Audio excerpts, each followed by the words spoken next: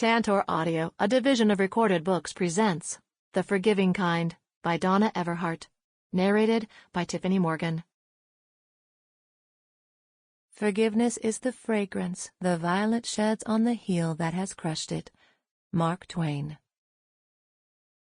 Chapter 1, 1955. Daddy never wanted to do nothing much other than grow cotton, and the way he'd gone at it, we figured that would be the thing to kill him, but it wasn't. We got 300 acres in Jones County, North Carolina, first-rate land he calls it. For a girl like me, meaning a girl who'd rather spend time outside more than anywhere else, there was no better place on earth. Some might think we're stuck out in the middle of nowhere, that what we have ain't no different than any other farm along Highway 58. I see things different. I see what he does. The way freshly plowed soil looks like that rich chocolate powder Mama uses for baking, how the leaves on a cotton plant are heart-shaped, and how on a sunny day their vivid green color gets so intense you have to squint your eyes. There's these little buds on the cotton plants called squares, and when they bloom, they turn pale yellow like fresh cream. Within days, they go to a light pink and then darker pink. Self-pollinating, Daddy says. When our fields turn those different colors, I can't imagine how nobody wouldn't think it wasn't the prettiest sight they'd ever laid eyes on. In the spring, when trees have started to bud out and flowers reach for the sun, their sweet odor only beginning to drift on the air, we know it won't be long before cotton-growing season has come again. The Fort Hill creeping phlox, Virginia spiderwort, and jonquils dare to emerge, while Mama's Chestine gouty peonies begin to peek from the ground. Soon, the yard plum bursts with colors, too, always changing, always pretty. I like the hottest months, that time when a shimmery haze appears at the edge of the fields looking like water. In the fall, tiny, fluffy white clouds of cotton come, and we're in an entirely different world by then, with everything dying off and such.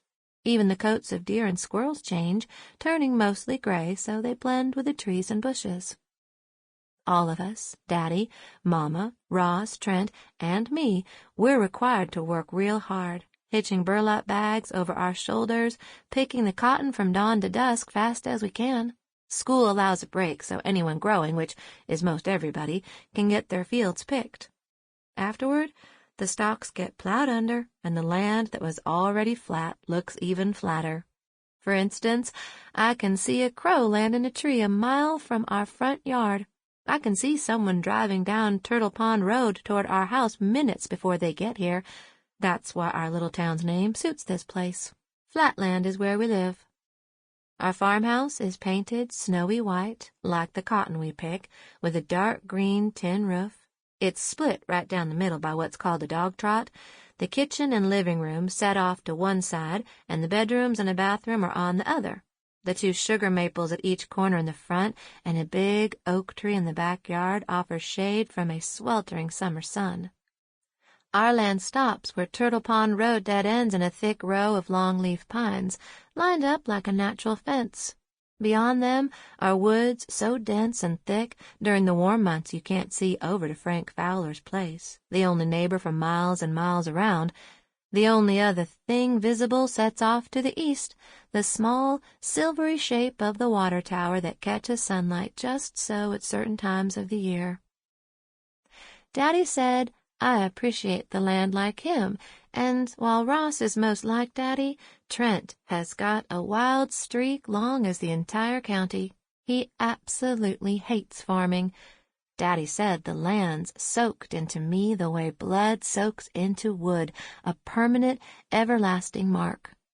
3 years ago, when I was 9, he placed an old willow branch in my hands and showed me how to do what he's been doing since I can remember, something he calls divining water. Turned out I could do this too. Since then, my attachment to the land beneath me has grown even more. I ain't never forgot how it felt or how he'd looked either, like a cotton ball about to burst open, all filled up with pride.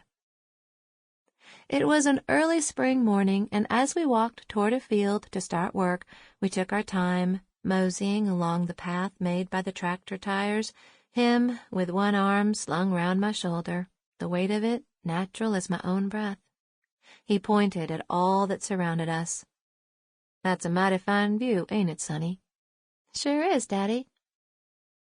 The sun painted the edge of the sky like the inside of a peach, all orangey and red. We strolled along, taking in the morning before us. Ross was already at work, listing the dirt into neat, tidy rows. The hum of the tractor in the distance was as familiar and common as spring robins calling for a mate. At 16, he was allowed to drive pretty much anything he wanted. Not Trent. At 14, he's old enough, but last week, when he was supposed to take one of the tractors to the barn, he got out on the road and gassed it like he was driving a race car. He ended up in the ditch somehow, and after Daddy found out he wasn't dead, he was ticked off but good. Trent was told he'd have to use money out of his allowance each week to pay off what it cost for repairs. Daddy said he could also forget climbing on anything with a motor until he straightened up and earned the right again. At 12, I'm considered old enough to drive the tractors too, but I prefer the quiet of working with a hoe, which Trent said was dumb. Daddy dropped his arm off my shoulder. He looked to his left, toward Trent already at work without being told. I see he's still thinking he can persuade me to change my mind. He grinned down at me before he took off to check the fields we'd done the day before. I grabbed a hoe leaning against the fence and went to work on the early nutsedge and morning glories. The work was something I could do while allowing my thoughts to drift as unpredictable as a dandelion pod caught by a breeze. I thought about Daniel Lassiter. Daniel has always been a head shorter than me until this past year when he'd abruptly shot up fast as a cornstalk. His family lives directly in Flatland. City folk, we consider them, though our town's not much of a city. He likes to come here 'cause we got us a stage of sorts set up in one of the old barns. Daniel fancies himself a director. Says he's going to make us movie stars one day. That, or he said he'd be a scientist. Trent's voice interrupted my daydreaming. "Sonny, geez, hurry it up." Gosh, he was almost at the end of his row, whereas I was only halfway. I didn't want to hear him gripe, so I chopped good and fast. From where we worked, I had a perfect view of Daddy, moving along parallel to us, his hair shining like pale gold. We had the same hair color. His eye color, too, a clear green Mama said looked like new shoots of grass. Whenever we were at Wells's Grocery or Slater's Supplies, someone would inevitably say, "Sakes alive, if you Creech kids ain't the spittin' image of Lloyd." My arms were burning by the time I caught up to Trent, and I took a minute to stretch my back muscles. We'd plant soon as it was warm enough, and this was the last field to get ready. I was already in the process of starting again when Trent, his voice cracking like it had been doing lately, said, "Sonny, get a move on. Ross is almost done." I didn't even bother to look up. I ain't in no race with you. Just hurry it up. I mimicked him under my breath, glancing toward Daddy. He was so far away he looked like a tiny baby doll. He bent down, but it was what happened next that caught my attention. He stumbled backward, the way you would when you found a root and pulled harder than necessary to get it loose. He lifted his arm over his head and brought it down quick, an odd movement, as if he'd tossed something away. I shaded my eyes. Daddy was looking right at me. I waited to see if he'd go back to work. Something about the way he stood so still wasn't right. He never wasted time just standing around. He was always on the go, in constant motion, sun up to sundown. I leaned the hoe handle against my shoulder, cupped my hands around my mouth, and yelled, "Daddy, everything all right?" The question in my voice got Trent's attention. Daddy didn't wave or acknowledge me. He looked like a scarecrow standing there. I started across the field, still not sure there was anything wrong until he went down to his hands and knees, his overalls and t-shirt creating a blue and white lump in the middle of all that brown dirt.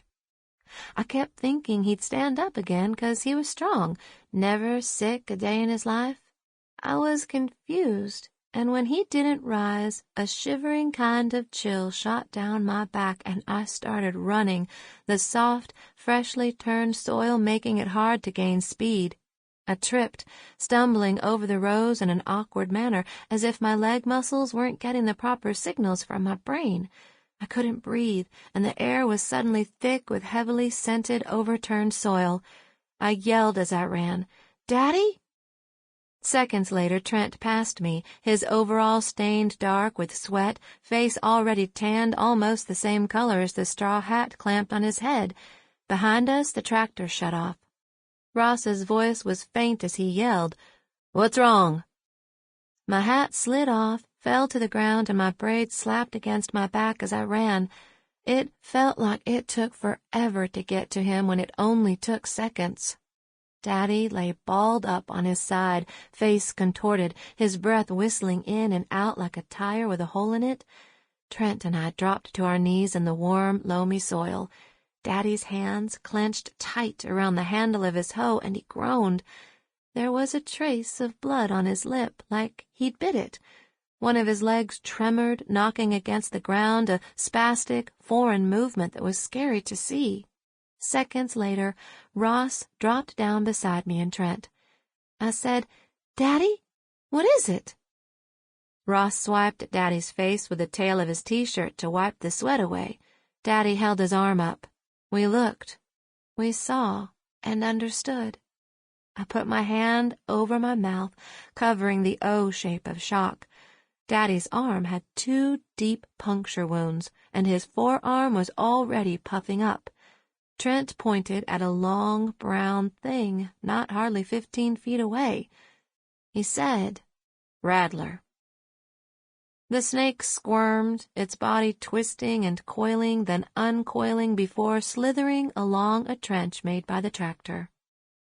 Trent jumped up like he would go after the snake, and Ross said, "No, leave it. We got to get Daddy to the house."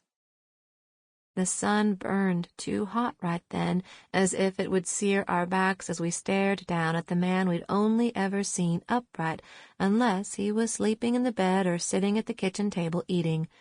Ross and Trent got on either side of him and helped him stand. Daddy gasped, "Don't know why I didn't see him. Bent." He stopped to pant through the pain, then continued, "Down to pick up rock. There he was." Ross turned to me. "Sonny, go tell Mama to call the doc. We'll get him to the house quick as we can." Holding back tears, I took off for the house, running hard as I could go, stumbling back the way I'd come, across the neatly laid rows, the tracks I left as erratic as the path of a small tornado. We'd left Mama tending to early English peas in the kitchen garden. She wore a pair of Daddy's work pants, cinched with a belt at the waist and cut off at the bottom so they wouldn't be too long. Daddy had only joked this morning about how they looked like clown pants. Within a minute, I was bolting across our backyard screaming, "Mama! Mama!" My eyes searched the garden, just past the clothesline where white t-shirts and underwear snapped in the wind, to where I'd last seen her picking peas. She wasn't there. I ran up the back steps, onto the porch, the boards creaking beneath my boots. I flew down the dog trot, around to the side of the house where the outdoor cast iron sink sat into a weather-worn wood table. This was where we brought tomatoes, okra, beans, cucumbers, and squash, and pumped the handle of the well to rinse them off. Granddaddy Creech had built all this about 60 years ago, and nothing had changed. There was a picture of Grandma Creech on the wall in our kitchen, and she was standing at the very sink Mama was bent over now. Mama was motionless, eyes wide as she looked at me, auburn hair spilling out from under the pink kerchief she'd tied around her head, hands amongst the little green peas she'd shelled. Her face, usually flushed and pink, was milky white, as if my screams had already delivered bad news. I gasped, half sobbed, "Daddy! Snakebite! Rattler!" She jerked her hands from the water and rushed by me, and the uncomfortable squeezing sensation stuck in my middle grew as I hurried after her, my face crumpling while trying to keep myself from bawling out loud. We went through the kitchen where yellow curtains waved pleasantly in front of the open window over the sink. There was the smell of sausage still lingering from breakfast. I don't know why I noticed these small things. It was as if my senses had gone to a heightened state of alarm and took in everything, whether important or not. She picked up the receiver on the black rotary phone sitting on a small wooden table near the doorway to the living room. Beside it was a pad and pencil attached with a string and a list of cotton planting items Daddy had written for Slater's Feed and Supply in his quick scrawl. The only sign of distress was her left hand, which she flapped up and down, an invisible signaling to someone on the other end to hurry. She slammed the receiver down, then picked it up again, hitting the buttons in the cradle repeatedly. Having a phone was a new thing out here, and we shared a party line with 4 others in our small town. There were a couple of women who were always on the line gossiping. Mama shouted into the mouthpiece, "Brenda Sue, clear the line. It's an emergency. No, you and Dottie got to hang up now." She put a hand over it and said, "Go see if the boys have got him here." I turned to leave as the operator broke in on the call. Mama said, "Eunice, get me Doc Mead, quick." I ran back out into the yard. Ross and Trent were midway into the field closest to the house.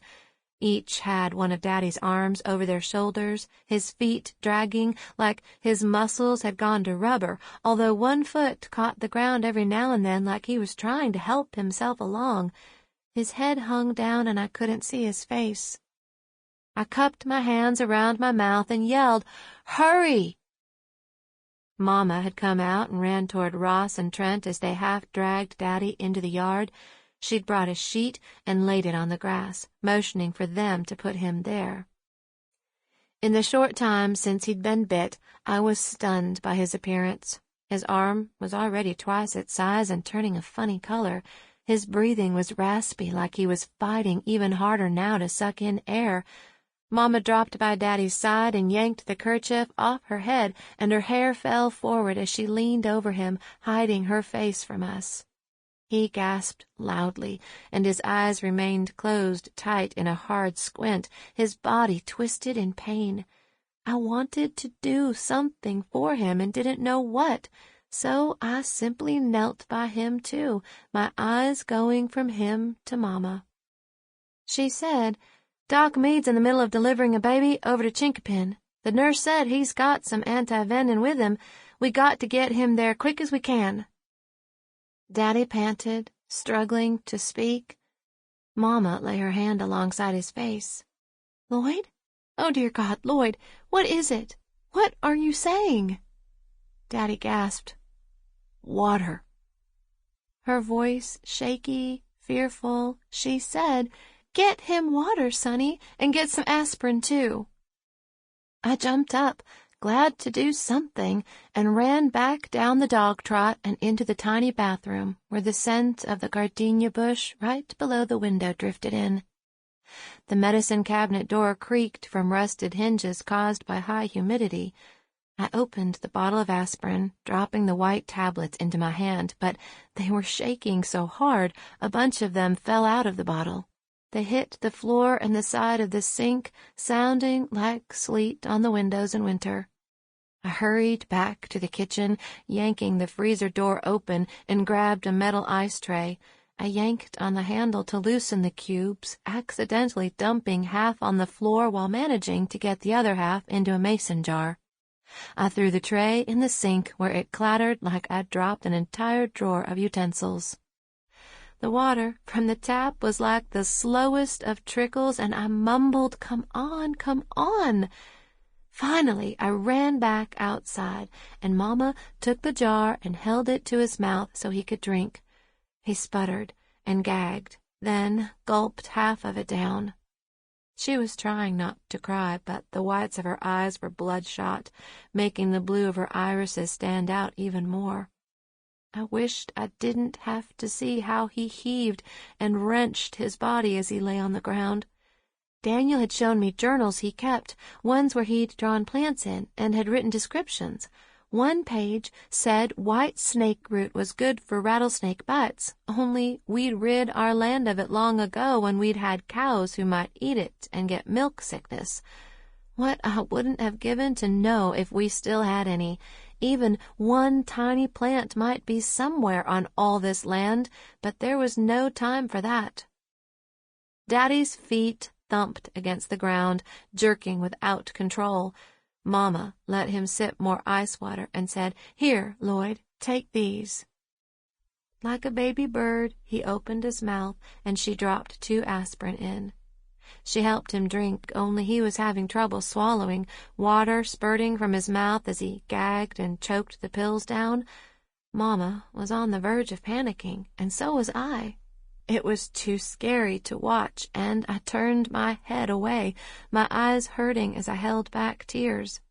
Trent hadn't said a word the entire time, his mouth downturned, trying not to cry, too, as he knelt by Daddy's head. Mama said, "Get the station wagon. Hurry, Ross." The wind picked up, and Mama's hair fluttered about like a bird caught in a cage as she bent over and tended to Daddy. They'd grown up together in Jones County and had gone to the same schools all their lives. After Daddy got back from North Carolina State College, they got married and had lived with Grandpa and Grandma Creech until my grandparents were killed in a crash when a car ran a stop sign and T-boned them. My only knowledge of them came from a photo Daddy kept on his dresser.